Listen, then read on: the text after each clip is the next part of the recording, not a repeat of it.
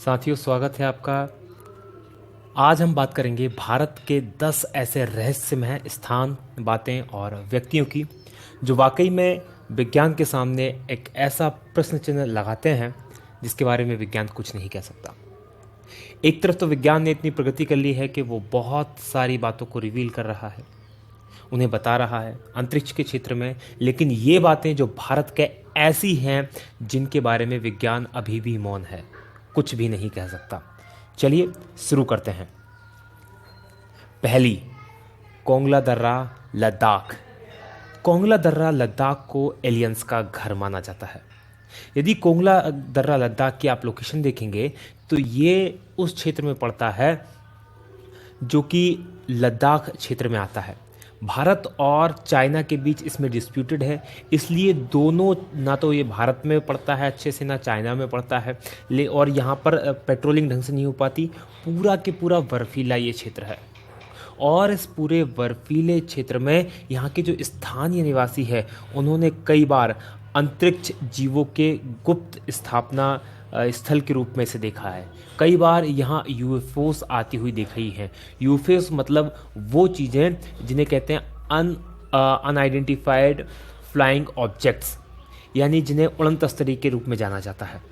तो यहाँ के स्थानीय लोगों ने कई बार ऐसी तस्वीरें देखी हैं। इवन 2006 जून 2006 में गूगल सैटेलाइट के द्वारा भी एक ऐसी ही तस्वीर सामने आई है जिसमें एक ऐसा ही फ्लाइंग ऑब्जेक्ट इस क्षेत्र में दिखाई दे रहा है। तो ये है पहला मिस्टीरियस जगह, रहस्यमय स्थान। दूसरा, ताजमहल एक शिव मंदिर, तेजो महलाए। ये बहस बहुत पुरानी है। ताजमहल जो कि एक प्यार का प्रतीक है और कई जगह पूरे भारत का प्रतीक हो जाता है। भारत को विदेशों में रिप्रेजेंट करने के लिए इस तस्वीर का प्रयोग किया जाता है, लेकिन ये भी अपने आप में एक रहस्यमय और विवादित मुद्दा है कि ताजमहल वाकई में एक मकबरा है या एक शिव मंदिर। अगर इसकी जांच पड़ताल करें तो दिल्ली के एक प्रोफेसर थे, PN ओक, पुष्पेंद्र नागेश ओक, जो कि साथ में इतिहासकार भी थे। उन्होंने एक पुस्तक लिखी, the Taj Mahal is a temple palace.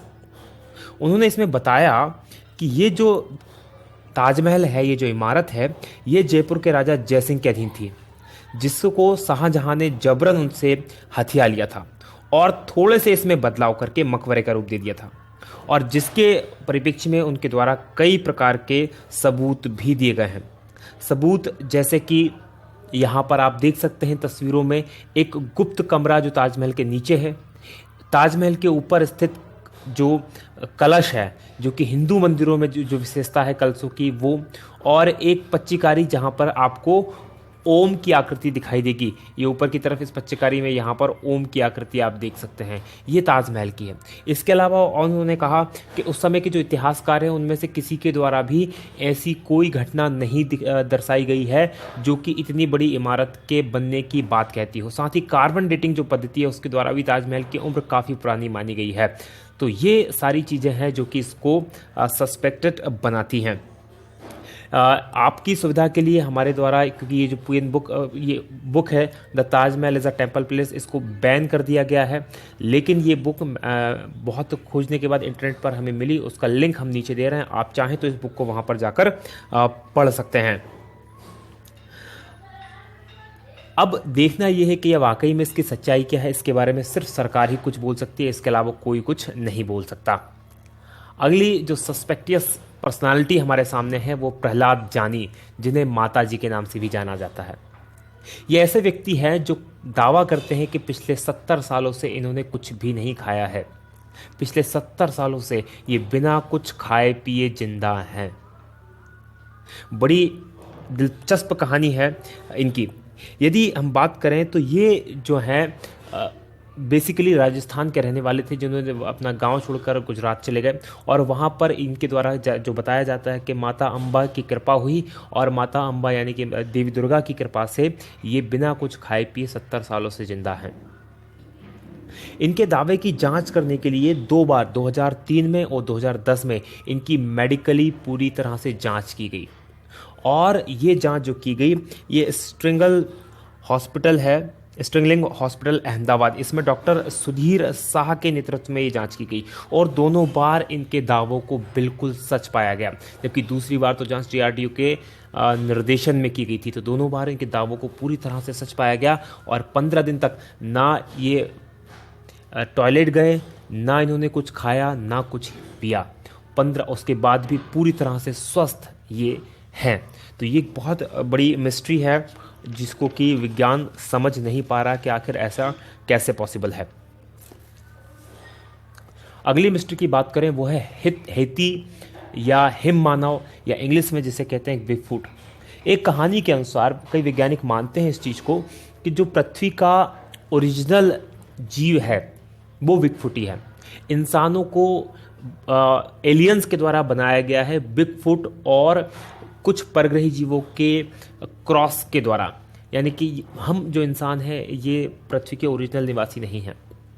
जो बिगफुट होता है उसके शरीर पे बहुत बड़े बड़े बाल होते हैं, उसकी हाइट करीब 10 फीट तक होती है और वजन 545 किलो तक होता है। ये अभी तक रहस्य बना हुआ है कि एक्चुअल में ये है भी या नहीं है, क्योंकि कोई भी इसे दावा करके नहीं कह सकता कि उसने इसको देखा है। अभी तक जो दावे हुए हैं इसको देखने के, 1935 में हांगकांग में इसकी पहली बार खोपड़ी मिली थी। साथ ही इसका उल्लेख जो है ऋग्वेद और सामवेद में भी आता है।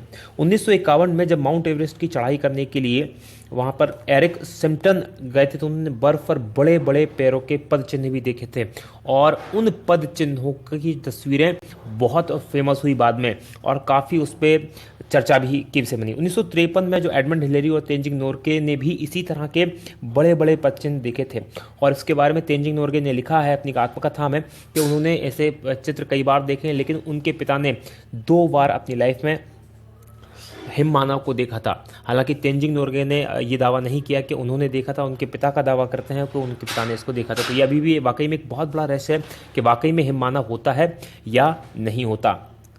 अगली है राजस्थान की धरा में कुलधरा करके एक गांव है जो एकाएक वीरान और भूतहा हो गया है। ये जो गांव है राजस्थान के जैसलमेर जिले में स्थित है। ये जो गांव 1200 के आसपास बसाया गया था ब्राह्मणों के द्वारा और ये गांव 1825 में एक ही रात में ये गांव और इसके साथ और 83 गांव, कुल 84 गांव रातों रात भूतहा हो गए। इसके बारे में जो कहानी है वो कुछ इस तरह से है। ये जो गांव है यहाँ जैसलमेर रियासत के एक मंत्री जिसका नाम सालम सिंह था, उसकी नज़र यहाँ के गांव की मुखिया की बेटी पर पड़ गई। वो उसको प्राप्त करना चाहता था, उससे शादी करना चाहता था, जबकि वो 1 नंबर का अय्याश आदमी था और उसने गांव वालों को चेतावनी दी यदि उसको लड़की नहीं मिली तो गांव में इतना कर बढ़ा देगा कि उनका जीना मुश्किल हो जाएगा। बस इसी बात को लेकर एक पंचायत हुई और उस पंचायत ने 84 गांव के जो लोग थे जो ब्राह्मण समाज के थे उन्होंने इकट्ठा हुए और उन्हें फैसला लिया कि हम राजा को वो बेटी नहीं, उस मंत्री को वो बेटी नहीं देंगे, उसकी इज्जत हम बचाएंगे। और रातों रात पूरा के पूरे 84 गाँव खाली कर चले गए और वो आज भी एज इट इज़ वहाँ पर सारी चीज़ें स्थित हैं।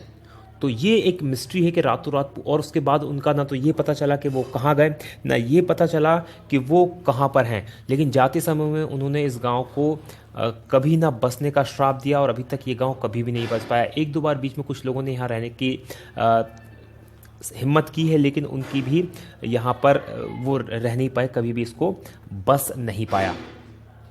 अगली है 6वां नंबर पे मैग्नेटिक हिल लेह। ये एक बहुत बड़ा रहस्य है। मैग्नेटिक हिल जो है लेह के अंदर, कश्मीर के अंदर स्थित है। जहाँ पर यदि आप देखेंगे किसी ढलान पर आप गाड़ी खड़ी कर दें तो आप पाएंगे यदि आपने गाड़ी में हैंड ब्रेक या गियर नहीं लगाया है तो गाड़ी नीचे की ओर लुढ़क जाएगी या नीचे की ओर लुढ़केगी। लेकिन यहाँ पर इसका उल्टा होता है। यदि गाड़ी आपने न्यूट्रल में या बिना ब्रेक के या बिना न्यूट्रल में खड़ी कर दी तो यहाँ गाड़ी ढलान के नीचे की ओर न लुढ़कते हुए ऊपर की ओर खींचेगी और लगभग वो भी 20 किलोमीटर प्रति घंटे की रफ्तार से तक ऊपर जा सकती है। तो बहुत बड़ा एक ये रहस्य बना हुआ है। कहा जाता है कि यहाँ बहुत बड़ा मैग्नेटिक फील्ड है जो गाड़ियों को, क्योंकि वो आयरन की बनी होती है और लोहा जो होता है आयरन को खींचता है, इसलिए वो इसे अपनी ओर खींचती है। तो ये भी एक बहुत बड़ा रहस्य है। आप इन सब चीज़ों को गूगल पर देख सकते हैं, इनके बारे में पढ़ सकते हैं बहुत ईजिली। जितनी भी मैं चीज़ें बता रहा हूँ सब के सब गूगल के बेस में इनके ऊपर बहुत विस्तार से लिखा हुआ, आप इसको देख सकते हैं। अगला है 7वां नंबर का जातिंगा। जातिंगा है असम में और ये है पक्षियों का आत्महत्या स्थल। यहाँ पर पक्षी आत्महत्या करते हैं और बहुत बड़ी तादाद में करते हैं, इसलिए ये एक बहुत बड़ा प्रश्न चिन्ह बना हुआ विज्ञान के लिए भी। होता क्या है, मानसून के बाद जब सितंबर और अक्टूबर के महीने में रात के समय खासकर 6 बजे से 9:30 बजे के बीच में कई पक्षी यहाँ पर क्या होते हैं, जो प्रवासी पक्षी आते हैं या स्थानीय पक्षी भी जो होते हैं, शहर में जो या गांव जिसे कहा जाए उसमें जो लाइटें लगी उनकी ओर आकर्षित होते हैं और टकराकर मर जाते हैं। और ये घटना खासकर सितंबर और अक्टूबर में ही होती है, इसलिए ये बहुत बड़ा रहस्य का विषय बना हुआ है। इस पर कई समय तक रिसर्च की गई, लेकिन कुछ भी समझ में नहीं आ रहा कि आखिर ऐसा क्यों होता है। अगली बात करें, 8वीं है भानगढ़ का किला। ये एक भूतहा महल है। भानगढ़ का किला राजस्थान में स्थित है। ये अजबगढ़ अलवर राजस्थान में स्थित है। यदि भानगढ़ के किले की हम बात करें तो रात में सूर्यास्त के समय यहाँ पर जाने की पूरी तरह मनाही है और इसके संबंध में भारतीय पुरातत्व संरक्षण विभाग ने वहाँ पर बोर्ड भी लगाया है, क्योंकि एक संरक्षित स्थल है। ऐसा कहा जाता है कि यहाँ पर जो यहाँ की राजकुमारी थी उस राजकुमारी से एक जादूगर जो था वो प्यार करने लगा था और उस जादूगर ने उस राजकुमारी को प्राप्त करने के लिए एक काले जादू करने का प्लान बनाया, जिससे कि वो राजकुमारी को अपने वश में कर ले। राजकुमारी को उससे पहले ही उसके काले जादू के बारे में पता चल गया और उसने उस जो जादूगर था उसको मरवा दिया। और जब वो जादूगर मरा तो उससे पहले उसने उस जगह को श्राप दे दिया और आज भी यहाँ पर रात के समय कोई भी रुकने की हिम्मत नहीं करता। और कुछ लोगों ने यहाँ पर रुकने की, रात में, दिन में हालांकि टूरिस्ट के लिए खुला रहता है, लेकिन रात में रुकने की कोशिश की तो वो कभी भी लौट कर वापस नहीं आए हैं। अगली जो जगह है वो है लेपाक्षी मंदिर आंध्र प्रदेश। लेपाक्षी मंदिर आंध्र प्रदेश एक बहुत ही नायाब नमूना है मंदिरों का। बहुत शानदार स्कल्पचर यहाँ बने हुए हैं। ये यहाँ पर एक हवा में झूलता खंबा यहाँ पर स्थित है। यहाँ पर क्या है, बेसिकली इस मंदिर के अंदर इसका आर्किटेक्चर या इस तरह से बनाया गया है कि यहाँ कुल 70 खंभों का ये मंदिर है और इन 70 खंभों में से एक खंभा ऐसा है जिसके नीचे जिस तरह से आप तस्वीर में देख रहे हैं इस तरह से कपड़ा आर से पार निकाला जा सकता है और इसका रहस्य कोई नहीं जानता। माना ऐसा जाता है कि इसमें जो खासकर बाजीगरी या ट्रिक जो है इसके शिल्प में या इसके आर्किटेक्चर में उसको इस तरह से बनाया गया है कि वो खंभा जो है हवा में झूलता रहे। तो ये एक बहुत बड़ा रहस्य है कि ये आखिर कैसे होता है, अभी तक कोई भी नहीं जानता। और सबसे इंपॉर्टेंट और सबसे आखिरी है वो 10वां है कोडनी केरल में एक गांव है। यहाँ पर ये जो गांव है जुड़वा लोगों का गांव या ट्विंस टाउन कहलाता है। ये कोडनी गांव जो है ये मलप्पुरम से लगभग 15 किलोमीटर की दूरी पर 2000 लोगों का गांव है, लेकिन इन 2000 लोगों के गांव में 204 से ज़्यादा जुड़वा जोड़े हैं, मतलब कि 408 लड़के लड़की यहाँ पर जुड़वा हैं। और ये जो 204 की जनसंख्या है ये इस गांव की कुल 10% जनसंख्या है, जो कि अपने आप में एक बहुत बड़ी मिस्ट्री है कि आखिर ऐसा क्यों हो रहा है इसी गांव में, क्योंकि एक ही गांव में इतनी बड़ी संख्या में जुड़वा पैदा होना एक इत्तेफाक तो नहीं हो सकता। यहाँ के स्थानीय लोगों की माने तो 1949 से ये शुरू हुआ। 1949 से ये शुरू हुआ और ये अब तक जारी है। और यहाँ पर लगभग सभी उम्र के, ऐसा नहीं कि अभी जो बच्चे पैदा हो रहे हैं वही हैं, उससे पहले भी उम्र के ट्विंस यहाँ पर मिल जाते हैं। और इसके बारे में सबसे बड़ी बात यह है कि यहाँ पर कई बार वैज्ञानिकों की टीमें आई, उन्होंने रिसर्च की और अभी तक उसका कोई भी पता नहीं लगा पा रहे हैं कि आखिर ऐसा क्यों होता है। इवन यहाँ की कोई लड़की अगर बाहर भी शादी करती तो वहाँ भी उनको भी जुड़वा बच्चे पैदा होने की संख्या अधिक होती है, और बाहर की लड़की अगर इस गाँव में शादी करती है तो उसको भी जुड़वा बच्चे पैदा होने की ज़्यादा चांसेस होते हैं। तो ये एक बहुत बड़ी मिस्ट्री है जिसको सुलझा पाना विज्ञान के लिए अभी पॉसिबल नहीं हुआ है। आपको हमारा वीडियो कैसा लगा इसे प्लीज़ सब्सक्राइब करें। अगर आपको अच्छा लग रहा है हमारा वीडियो तो इसको लाइक करें, हमारे चैनल को सब्सक्राइब करें। इसी तरह के बहुत सारे वीडियो आप देख सकते हैं, नीचे की तरफ 3 वीडियो हैं, इनमें से भी आप जरूर देखें और हमें कमेंट करके ज़रूर बताएं।